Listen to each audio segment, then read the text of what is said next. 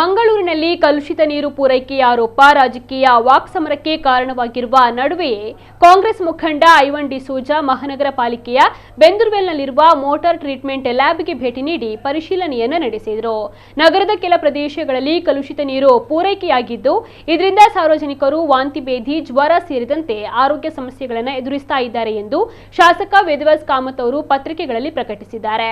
ಈ ಆರೋಪಕ್ಕೆ ಪ್ರತಿಕ್ರಿಯಿಸಿದ ಐವನ್ ಡಿಸೋಜಾ, ಇಂತಹ ವಿಚಾರಗಳನ್ನು ಯಾವುದೇ ಪಕ್ಷದಿಂದ ಆಗುವುದಲ್ಲ, ಅವರವರ ಕರ್ತವ್ಯದಿಂದ ಅವರು ಮಾಡುವಂತದ್ದು. ಲ್ಯಾಬ್ನಲ್ಲಿ ನೀರಿನ ಗುಣಮಟ್ಟ ಪರಿಶೀಲನೆ ನಡೆಸಿದ ಬಳಿಕ ಮಾತನಾಡಿದ ಅವರು, ನೀರಿನ ಮಾದರಿಗಳ ಪರೀಕ್ಷಾ ವರದಿಗಳನ್ನು ವೀಕ್ಷಿಸಿದ್ದು, ಕುಡಿಯುವ ನೀರು ಗುಣಮಟ್ಟದ ಮಾನದಂಡಗಳಿಗೆ ಅನುಗುಣವಾಗಿದೆ ಎಂಬ ಮಾಹಿತಿ ಲಭ್ಯವಾಗಿದೆ ಅಂತ ತಿಳಿಸಿದರು. ಸಾರ್ವಜನಿಕರಲ್ಲಿ ಗೊಂದಲ ಮೂಡಿಸುವ ಬದಲು ಜಿಲ್ಲಾಧಿಕಾರಿಗಳ ನೇತೃತ್ವದಲ್ಲಿ ಸಮಿತಿಯನ್ನು ರಚಿಸಿ ವಾಸ್ತವ ಸ್ಥಿತಿಯನ್ನ ಪರಿಶೀಲಿಸಬೇಕು, ಬಳಿಕ ಸತ್ಯಾಂಶವನ್ನ ಜನರ ಮುಂದೆ ಬಹಿರಂಗಪಡಿಸಬೇಕು ಅಂತ ಐವನ್ ಡಿಸೋಜಾ ಆಗ್ರಹಿಸಿದರು.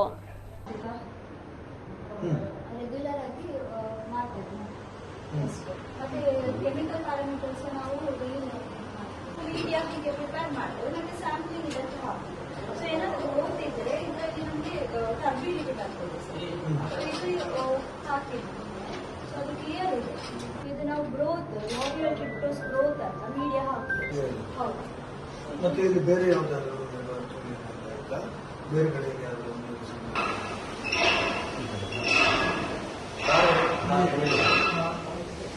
ನಮ್ಗೆ ಕೇಳಿಲ್ಲ.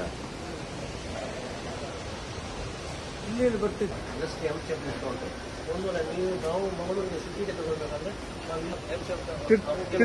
ಅಲ್ಲಿ ನಾವು ಕ್ಲೋಸ್ ಮಾಡಿದರೆ ಮಂಗಳೂರಿನಲ್ಲಿ ಜಾಸ್ತಿ ಆಗಿ ಹೋಗ್ಬಾರ್ದು.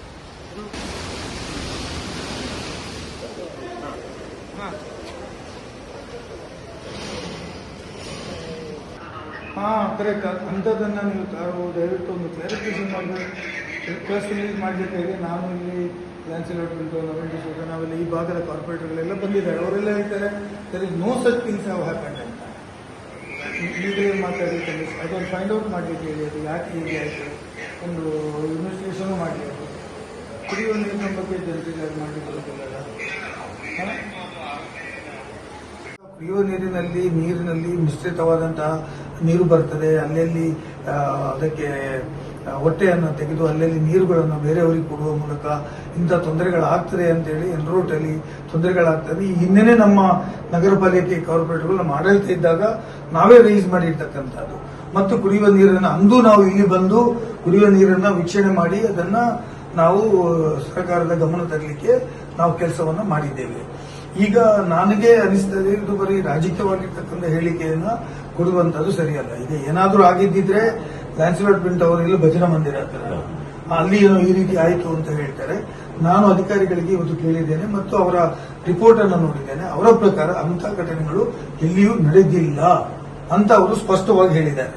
ಏನೋ ಒಂದು ಮತ್ತು ಲ್ಯಾಬ್ ಅವರ ಟೆಕ್ನಿಕಲ್ ಕೆಮಿಸ್ಟ್ರಿಕ್ಸ್ ಇದ್ದಾರೆ, ಎಕ್ಸ್ಪರ್ಟ್ ಇದ್ದಾರೆ, ಅವರ ಹತ್ರ ಕೂಡ ಮಾತಾಡಿದ್ದೇನೆ. ಅವರ ರಿಪೋರ್ಟ್ ಅನ್ನು ನಾನು ನೋಡಿದ್ದೇನೆ. ಇದು ಕುಡಿಯುವ ನೀರಿಗೆ ಕುಡಿಯಲಿಕ್ಕೆ ಯೋಗ್ಯವಾಗಿದೆ ಅಂತ ಹೇಳಿ.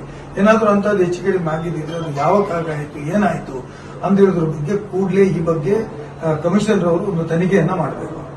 ಕಮಿಷನರ್ ನೇತೃತ್ವದಲ್ಲಿ ಅವರ ಒಂದು ಕಮಿಟಿಯನ್ನು ಅಪಾಯಿಂಟ್ ಮಾಡಿ ಕೂಡಲೇ ಅದು ಯಾಕೆ ಏನಾಯಿತು, ಶಾಸಕರು ಮಾತಾಡಬೇಕಾಗಿದ್ರೆ ಅದನ್ನು ಹಾಗೆ ಬಿಡ್ಲಿಕ್ಕೆ ಬರೋದಿಲ್ಲ. ಯಾಕಾಗಿ ಆಯಿತು, ಏನಾಗಿ ಆಯಿತು, ಇದರ ಬಗ್ಗೆ ಸಮಿತಿ ಮಾಡಬೇಕು ಮತ್ತು ಜನರಿಗೆ ಸತ್ಯ ಸಂಗತಿಯನ್ನು ತಿಳಿಸಬೇಕು ಅಂತ ನಾನು ಈ ಸಂದರ್ಭದಲ್ಲಿ ಒತ್ತಾಯವನ್ನ ಮಾಡ್ತಾ ಇದ್ದೇನೆ.